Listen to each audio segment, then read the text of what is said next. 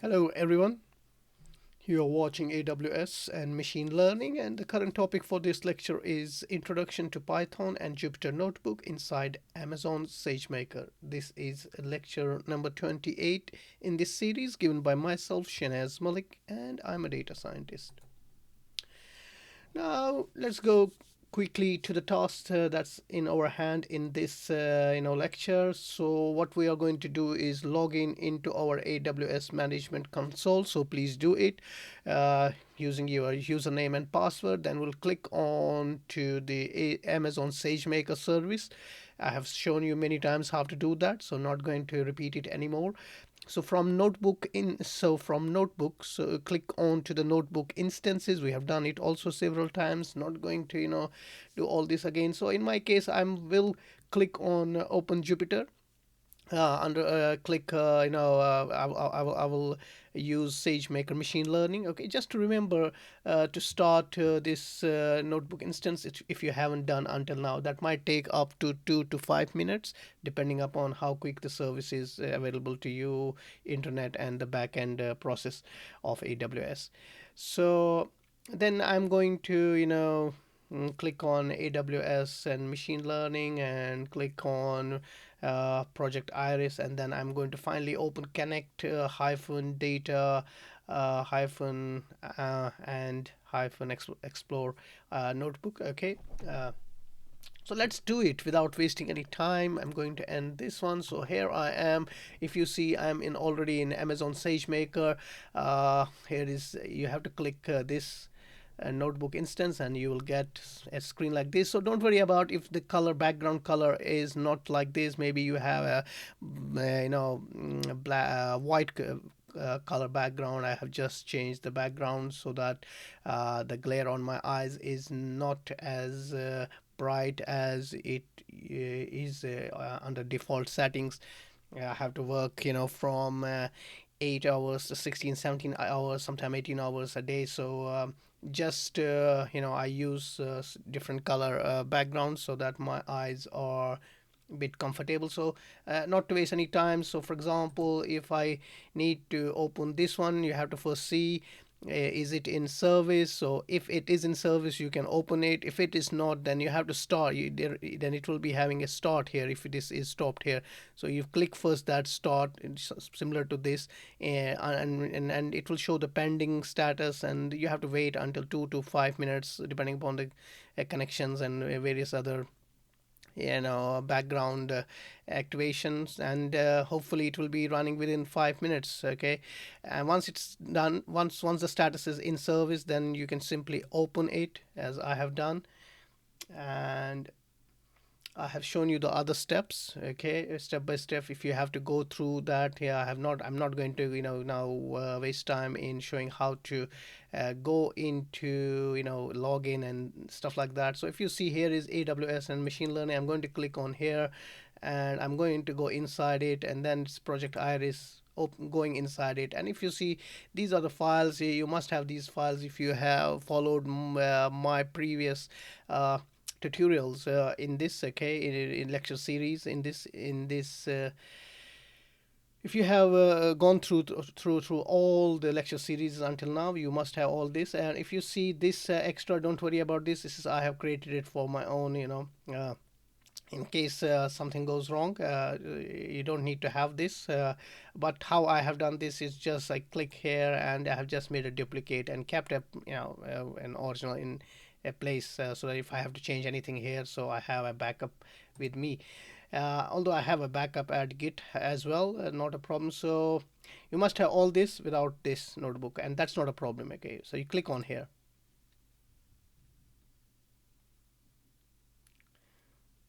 Okay, first come first. If you see, the notebook has now opened for me. Okay, and here it is. It's showing some. I have done some previous work on it. So first thing first, so that these doesn't show anything. Let me clear all outputs here. Restart and clear all outputs, and let's see. Okay, see, this is the way you should get it. And you see, the left, I have a lot of left space at the left screen which is not used, and here's a lot of right space, okay, which is not used. So my notebook is from here to here, which is kind of, I'm wasting some screen, I'm not using technology in the best way. So let's first start it and use the technology in the best way. So you must have, I'm using the kernel condo underscore python 3. You can change this kernel if you haven't set it with this. So you go into kernel, go into change kernel, and you can choose one here. Okay, I have chosen this one, python 3, okay, of conda. That should, if you haven't that, do please this before you start it on. Here is my github. If you haven't these files, if you don't have these files, here is my github specially dedicated to this course, so you can get all these files from there. And if there will be any difference in the code, just uh, follow my lecture, and you should be ready to go. So if you see here, this is the line, and this is showing, at the moment I have not executed this code yet. These are markdown cells. Okay, this is also a cell, but it's a markdown cell. Here is also a markdown cell, but this is, if I go here, and this is a code cell. Okay, markdown cells could be used for comments and write notes and all that. And then the code itself, the cell with code, can be used for writing a code itself. And if you put this hash in before, then this line is as a comment. Okay, okay, marked and sound is whole as a comment. You can write anything there, and that won't, the code won't execute there. That will be just shown as a markdown. But here, if you see, I have put this hash in between, so in front of this, so that means that this first line will be taken as comment, and then from second line it's going to implement the code. So if you see that what I am doing, and from ipython.code.display, importing display and html, and then I'm displaying using 100% width. Okay, and if you see, I can run this one here. Okay, if I click this cell, I can run.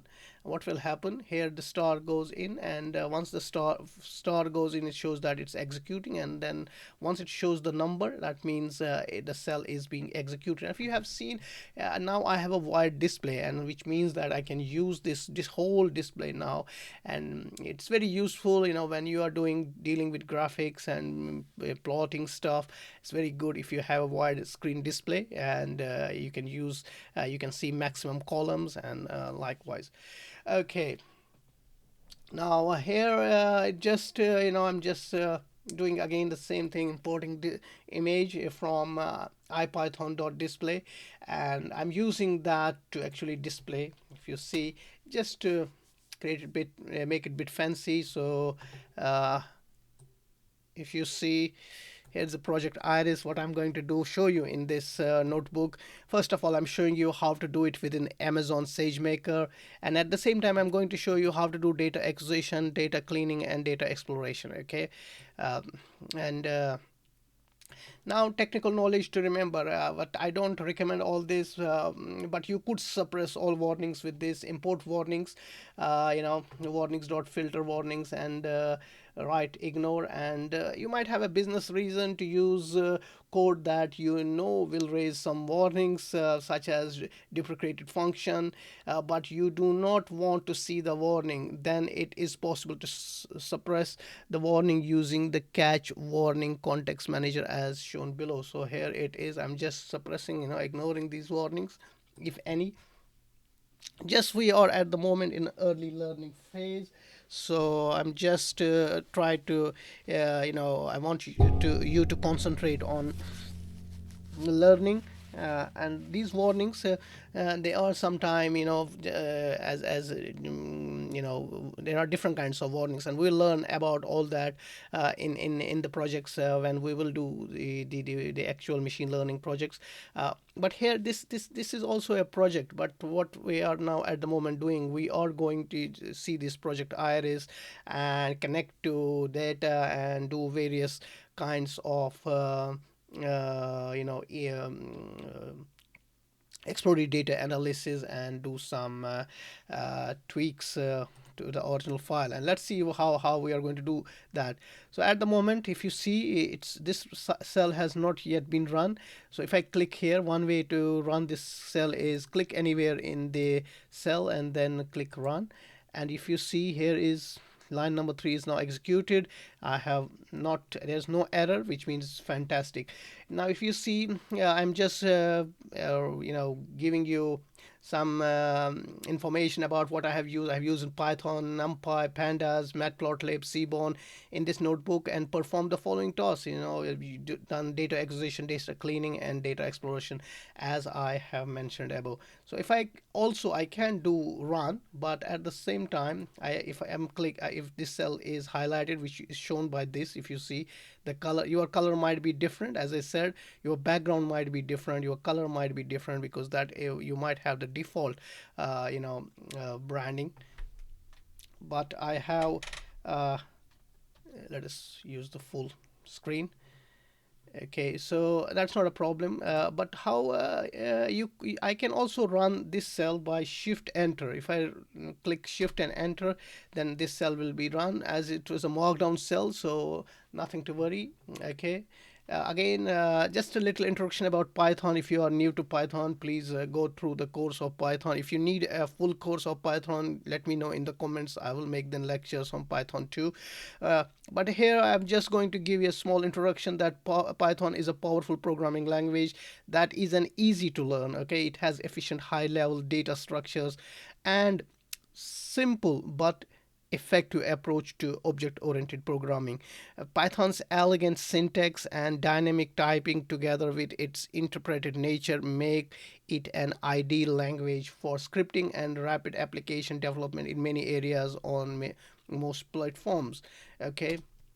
Then let's talk a little bit about NumPy. Is the fundamental package for scientific computing. With Python, it contains, among other things, a powerful n-dimensional array object, okay, sophisticated functions, tools for integrating C++ and Fortran code, useful linear algebra, and other stuff. Okay.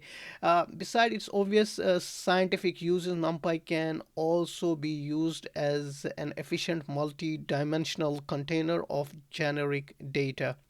Arbitrary, data types can be defined. This allows NumPy to seamlessly and speedily integrate with a wide variety of databases. Okay, so this is a little bit about NumPy. Now, as I said, I have used also Pandas, and Pandas in computing programming.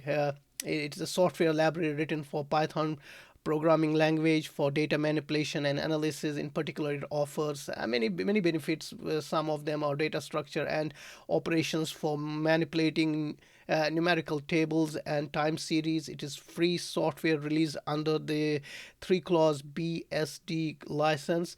And some of the important Pandas library features are given as here. So please go through them. So you can pause and you go through them. Although I am going to show you everything about it in the as we go. And then I have used Matplotlib, which is a Python 2D plotting library which produces publication quality figures in a variety of hardcode formats and interactive environments across platforms. And Matplotlib can be used in Python scripts, Python and IPython shells, Jupyter Notebook, and I will show you here how to use it with the Jupyter Notebook, web application servers, and 4 graphical user interface toolkits. And Matplotlib tries to make easy and hard things possible. We can generate plots, histograms, and whatnot, bar charts and all that, what's written, and there's quite a lot. Remember, this we can do with just few lines of code, and remember to always include percentage matplotlib inline set, which sets the back end of matplotlib to the inline backend. Okay. With this backend, the output of the plotting commands is displayed inline within front ends like the Jupyter Notebook, directly below the code cell that produce it. Okay. If you don't show this percentage matplotlib inline, then you won't see the plots below the code. Then we have also used the Seaborn, which is a Python data visualization library based on Matplotlib. It provides high level interface for drawing attractive and informative statistical graphics. Okay, this is just a little bit about all this. If I am going, once we finish this series, I have a plan to make a lecture series on Python separately on Matplotlib, separately on Seaborn, and where I will go in depth. But at the moment, I think a lot of students want to know how to do machine learning in cloud environment, and I decided first to do this lecture series. Okay, so let's move on. So shift enter. So here I am now. I'm going. What I'm doing, I'm importing this NumPy pandas, and as pandas as PD, just a nickname, and numpy as np. That is the default way to do it. And I'm also importing some other like scatter matrix, and using I'm importing matplotlib.pyplot as plt, and seaborn as sns, because I'm going to use all this in this notebook, in this project iris, at various stages. Okay, so let's move on. So I'm going to shift enter. So if you see line 4 is now executed, then again I'm doing, as here is setting Jupyter notebook options, which is display how many rows I would like maximum to display. So I'm just saying 25. I can use 100, 200, but I don't want to waste the space. Okay, I am also asking that I need maximum columns as a none, which is maximum. And if you want to see what options you could have, all you need to do is in a cell, shift tab, okay, once, and it's going to open you all that function, what this function is all about. And if you do it 3 times, shift tab tab tab, and you will get everything about this. Okay, and if you want to go further, you can even open it in a separate page. Okay, clicking here, and now it's opening in a separate page. Wonderful. Okay, that's good. So I'm going to, okay, so let's move back where we were. Okay, so this is done.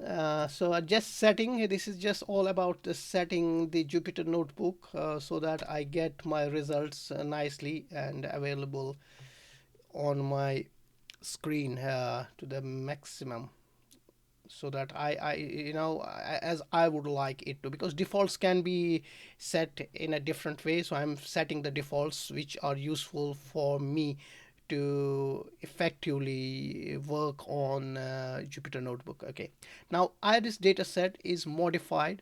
The data set which I have used here is modified one, as I have just included some nans in the observation, just to allow you guys to learn and resolve missing values issue that we do face in the real world scenario. Okay, the link to actual Iris dataset is here. If you go, you can download it from there. But as I said, I have just used some nans. I have just modified it just for your benefits, so that you get benefited and you learn how we can impute the missing values. Okay, what strategies we could use. I'm not going to show you all strategies here. I might do a separate lecture only about how we can what to do with missing values, what are the various strategies for various data types, and for various data which we collect from various resources. There could be a different strategy could be implemented which might be more useful. Okay, now let's move on. Now here is simply again a little bit fancy, fetching iris flower and displaying it. And if you see, this iris flower is inside photos. I'm displaying it. Just I would like to show you what we are going to do. Okay, so this is an iris flower. Okay, and if you see the leaf here is sepal width is this one. Okay, and the sepal length is this one. And then we have petal. Okay, so iris flower has sepal and petal, and sepals are small ones and the petal are big leaves. Okay, long leaves, if you see. So petal length, if you see, is longer, and its width is also longer if you compare to sepal length and sepal width. Okay, now this is what we are actually, going to analyze, and everything, we are going to connect to the iris data set, and we are going to do exploratory data analysis on it, as I have mentioned above. Now here we are, a read underscore CSV function in pandas helps us to read a comma separated values file in a data frame. Okay, and if I say, if I click shift enter, okay, I will move to the next. And here, let me show you.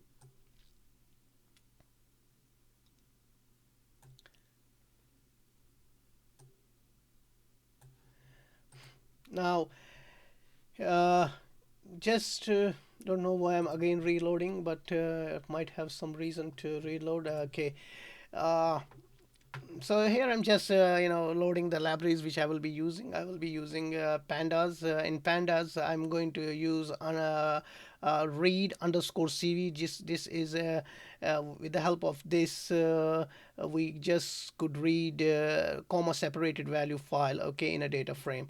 So if you see, I'm just giving the path to it, and I'm reading it through read underscore CSV, which comes from pandas. Okay, and I'm just storing it in a df okay, variable. And now let's do that. Shift enter. Here it's already shown. So just to see if there are no if you see the error, then something is wrong. Then you please check the code and try to match whatever I have written. Even if I have written two dots, there is a meaning under it. If you don't know all about this, so maybe you have done backward slash, you have to do forward slash, maybe you don't have the commas, inverted commas about it. All everything is important. Everything is important. And if you see error, just please then either comment, send the questions, and I will be try my best to be helpful as quickly as possible. Now the next one here is type function return. Okay, I'm using here type function, so I'm just saying what type df is now. Okay, and there's a print function, and this is just the way we use the print function. So it's going to print the type of df, and with text string that df belongs to. Okay, and okay, so let's see what data type it is. And here is the output. The df belongs to class pandas.core.frame.data frame. Okay, so the df is now data frame, and once we have the data frame, then we can do many things on data frame. So now what I have done, I'm not going to show you, read much. You can just pause and read about all this, because I have written a lot of comments, so that makes sense to you guys. Just to show what it means, maybe I will skip some comments which are too lengthy, because you can read them yourself and understand. Here I'm using df.head. So what this head does is, head function returns the first n rows. N means n, I have given 7, so I will get 7 rows for the object based on the position. Okay, it is useful for quick texting if our object has the right type of data in it. Just we check what kind of data it is there. So shift enter. So here if you see, 0 to 6 means I have 7 rows, and I have sepal length, sepal width, petal length, petal width, and the class. So there we have different classes. Okay, so I restore Setosa, and I will show you what other classes we have. But this is showing us what type of data. This is showing us just a glance the data we have inside now df, which actually was inside the file which we connected to. Okay, now let's move on to next one. So if you see, a head gives us the top and the tail gives us the bottom. Okay, tail function returns the last n rows. I'm giving again 7. You can give 5, n is equal to 5, n is equal to 10. I'm just giving this 7.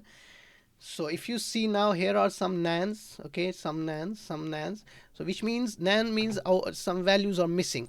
Okay, and machine learning doesn't like these missing values, so we have to do something with these missing values before we could actually use it for the machine learning process. Okay, now here is sample. What does this df.sample does? Sample function returns a random sample of n items from an axis of an object. So I have shown you how to see the top 7, bottom 7, and now I'm going to take the random 10 observations. But if you see already, it is iris tosa is here, iris virginica is there, and now let's see what sample gives us. And I'm asking, give me sample is equal to 10. Depends upon you. You can say 20, 50, 100, but I think 10 is enough to see. Now if you see, stosa is there, virginica is there, okay, and versicolor is there, okay, and stosa is there, virginica is there, iris. So if you see now, different classes are coming, and I will show you how to see. Even maybe we have more than 3, more than 4, more than 10. I will show you even all that, how we see how many classes we have. But here is now, if you see, this was from top. Okay, the index value was 0, 1. Here the index value is from the last. If I will show you how this we have last 149. It starts from 0. It means we have 150 observations, and here if you see, we are getting 25th, 115th index, 21 index. So we are getting random. Okay, so here we are seeing the nans are here, nans are here. So we need to do something with this nan stuff before we actually send our features into machine learning. Now shape, if you see df.shape, this function returns a tuple representing the dimensionality of the data frame. Let me show you what it means. Shift enter, here it is. Okay, is the output. So if you see, this is my code and this is my output. This was code, and once I execute the cell, either by run, either by shift enter, and I get the output. Okay, so you understand it. So this is now df.shape.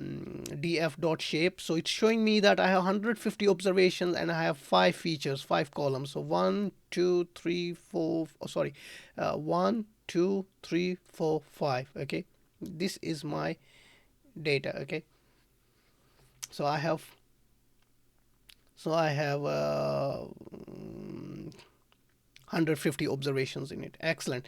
So let's move on. Then we have another function called info function, and it prints the summary, concise summary of a data frame, including the index data types and column data types, non-null values, and memory usage.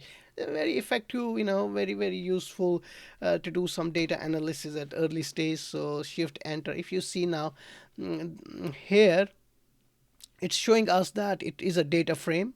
Okay, within just one, we gave just one line code, is telling us it is a data frame.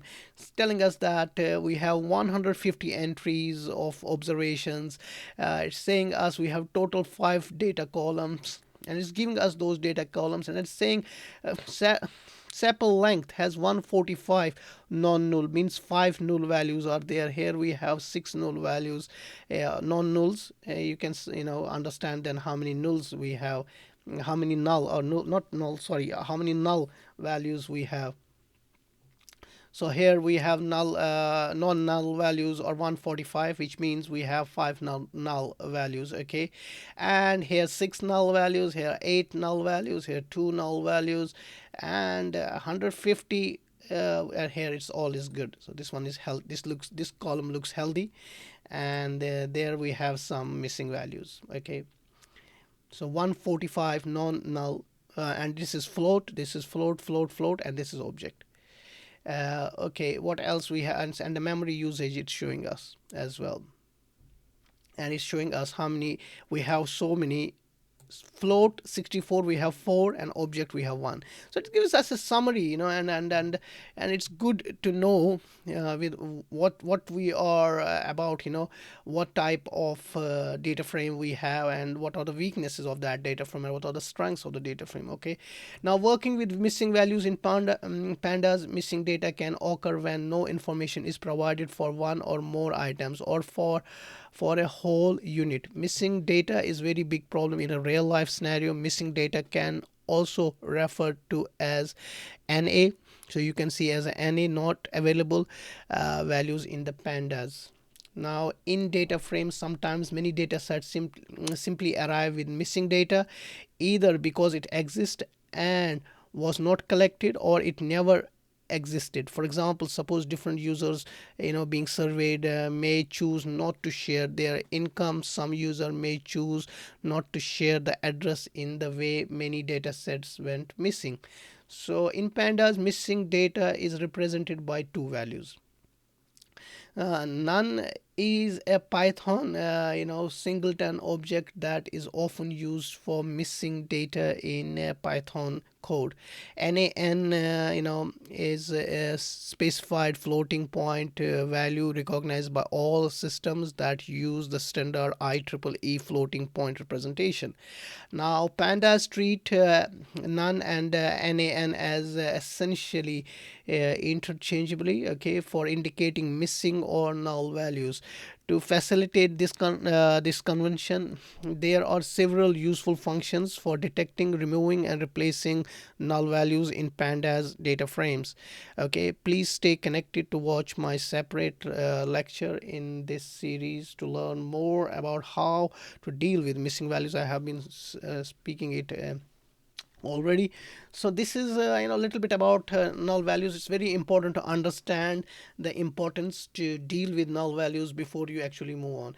Now let's see how many null values we have. You see data frame is null, so I'm using this function and summing up. I'll show you. See, this function detects missing values, and when used with some function it becomes more useful. Let me show you how and why it's becoming more useful. So I'm going to shift enter, and here it is. Now you see, I was saying here, for example, 145 non-null values. Okay, so I can actually calculate. So sample underscore length has 5 null values, because total we have 150. So 150 minus 145, that will give us the how many null values we have. So it's just saying us, it's showing us that sample underscore length has 5 null values, so we have to do something with that. And sample width 6 null values, petal underscore length 8 null values, and petal underscore width 2 null values, while as class has 0 null values. Okay, that's great to know. Now all this information is useful to understand what we do. So not a lot of data is healthy. That's a great sign, great news for us. Now let's move on. So describe function generates. Okay, so now this, well, I'm using the describe function. Okay, so data on df data frame, I'm using the describe function, and it generates a descriptive statistics that summarizes the central tendency, dispersion, and shape of the data set's distribution, excluding nan values. Okay, it analyzes both numeric and object series, as well as data frame columns, sets of mixed data types. Remember, the output will vary depending on what is provided. Okay, now let's see what it does. It's very useful function at early stage. So here it is. So what you will see, count. Okay, again is the same counts of healthy data set, and mean of here it's showing you the mean, saying the standard deviation of an individual feature. Okay, individual feature, this is standard deviation of sample length, and here it is sample width, and so on.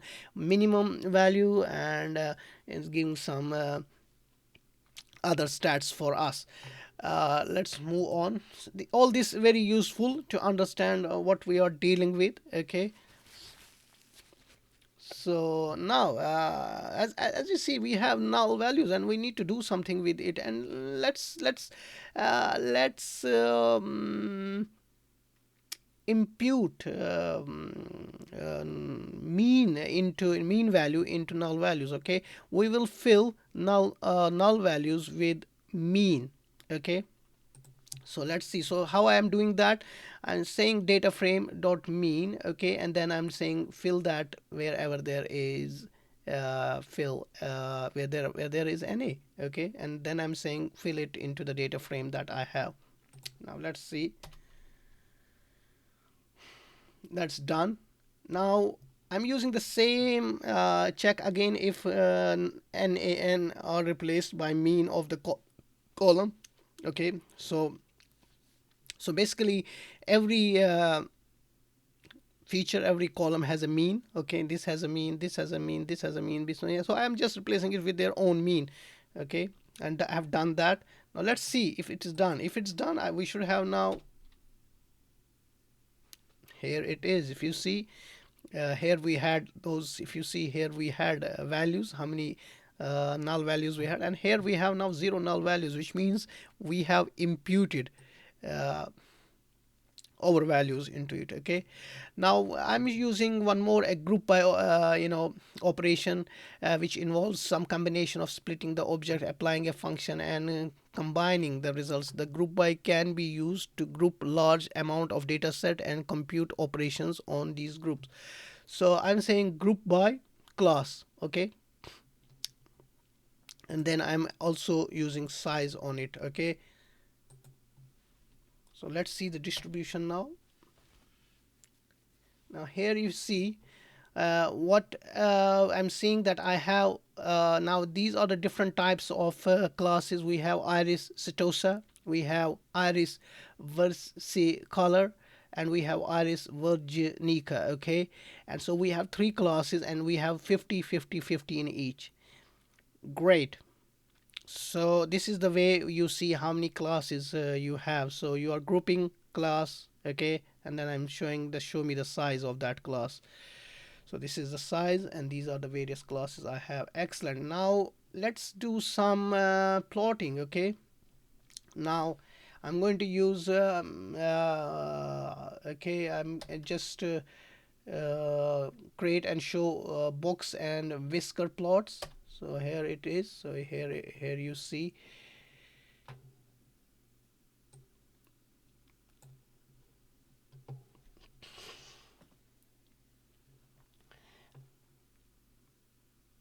So if you are seeing here, here are the let me quickly.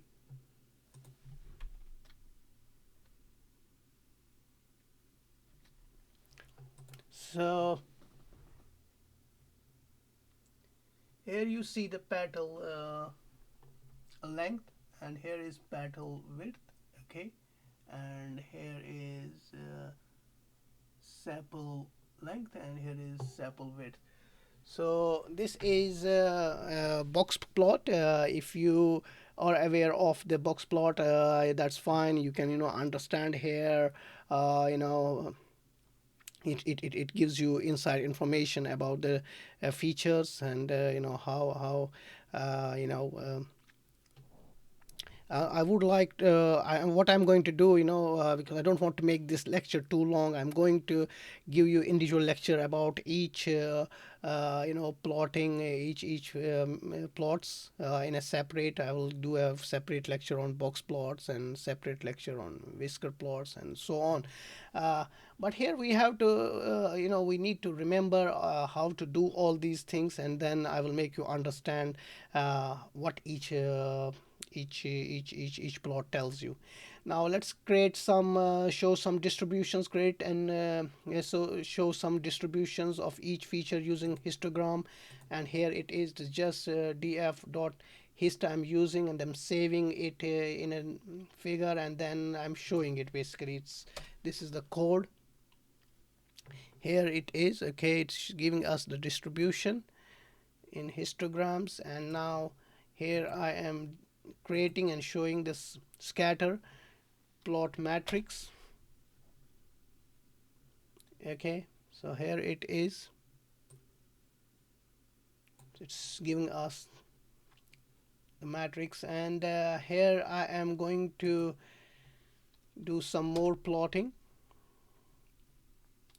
So if you see now, we see various plots, but in one color you don't understand which one it is.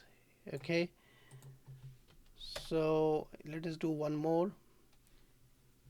Here it gives you basically uh, shows a bivariant scatter plots and univariant histogram in a same figure. Okay, again same color, you're not able to distinction much.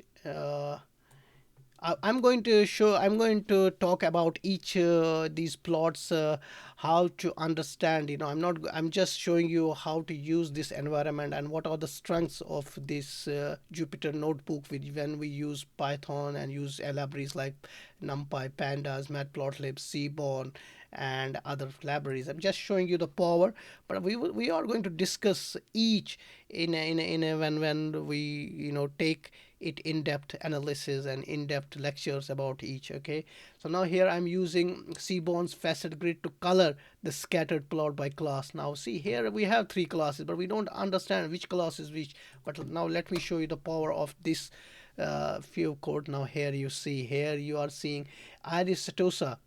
Okay, blue ones are iris tosa, well as green ones are iris versicolor, and then red one are iris virginica. Okay, now you see the it makes some sense to see where the data is, and it gives us some story now to tell.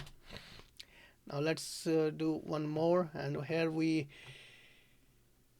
or using box plots. I'm just using it bit, using Seaborn to uh, produce box plots for each class. So if you see, this class is here, while as this class is in the middle and this in the red, and we are going to talk about all this, but this is how you can use Seaborn library to plot box plots, and it's very fantastic. If you see, giving you some wonderful plots. Okay, now one more here. Now here I am extending the above plot by adding a layer of individual points on the top of it through Seaborn strip plot. Okay, we need to use jitter is equal to true so that all the points don't fall in single vertical line above the class species. Okay,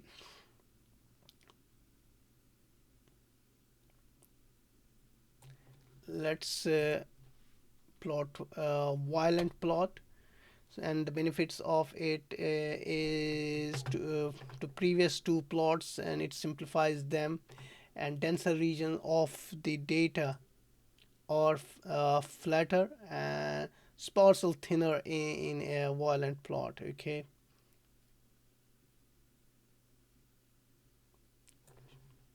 wonderful. So it's just gives us, it's beautiful. These violent plots combines the benefits of previous two plots. Again, I'm going to take a lecture and talk about separately about violent plot. I will have one lecture about box plot and so on. Okay, so that I'm going to talk more and more about it, but in depth. At the moment I'm just showing you the power of these libraries. Okay, so another useful plot is KDE plot. Okay, here is the K which creates and visualize a kernel density estimate of the underlying feature.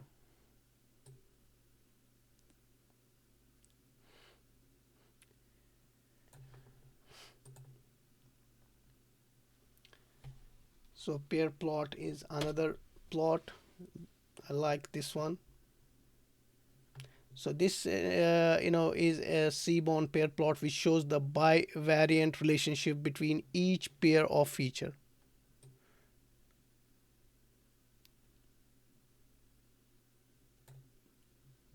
So it tells us a lot of stories. So if you see, the Aristotle class species is separated from the other two across all the feature combinations. Okay, see, this is separate. separate from the other one, separate. Okay, this tells us the story, this. Okay, now let us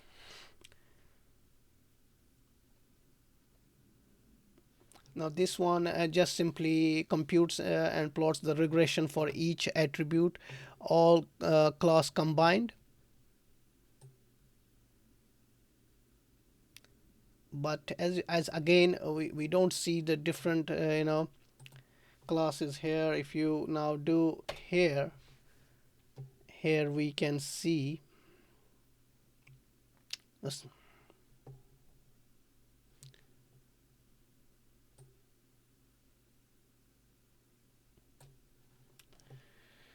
So this is just to compute regression for each class of species. Okay, so you have separate lines, and here it was just one line, and here it's separate regression lines.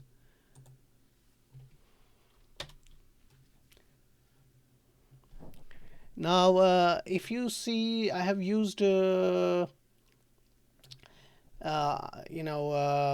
map to show how features are correlated to each other. Okay, and I have used Seaborn to do so. It's simple. If you see, minus shows that they are negatively correlated, and one says perfect correlation, and plus up to one says positive correlation between the features. So if you see the feature, so feature with itself will have one correlation. Okay, but with others it will show the how strongly they are correlated. And this also tells us many things, many stories. I'm going to show you how to use all this in future lectures. Just a tip, bonus tip, as I have given it in I think above, that if you are in a for example in a cell, for example here, if you want to know about, for example, this let us say this heat map. Okay, I'm going to click here, heat map, sns dot heat map bracket start. I'm going to click here, and then shift tab once gives us information about these variables. And if I do 3 times, okay, and then it's going to give me all information about it. Okay, and I can go and read about it. And if you want to have this all in a separate window, then click here and it will come into separate window. I think I have shown it at the top. It was just a bonus for you guys, and that's it basically. If you see, this is the way we do it. And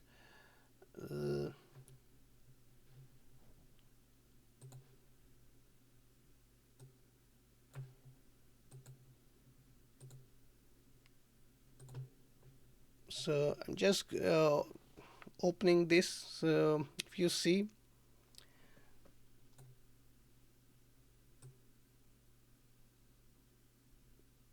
this is what we have done. So now all we had data, and this is the data we had. Okay, and we connected to this data using our Jupyter notebook environment within AWS, within SageMaker. Okay, Amazon SageMaker. And then we basically did a lot of data analysis and data exploration. We now know a lot about our data, and we have done so many, we have plotted so many different plots. If you see how many they are.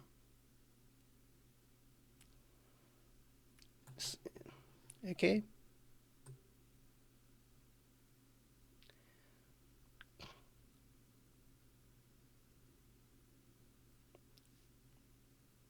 I'm just showing you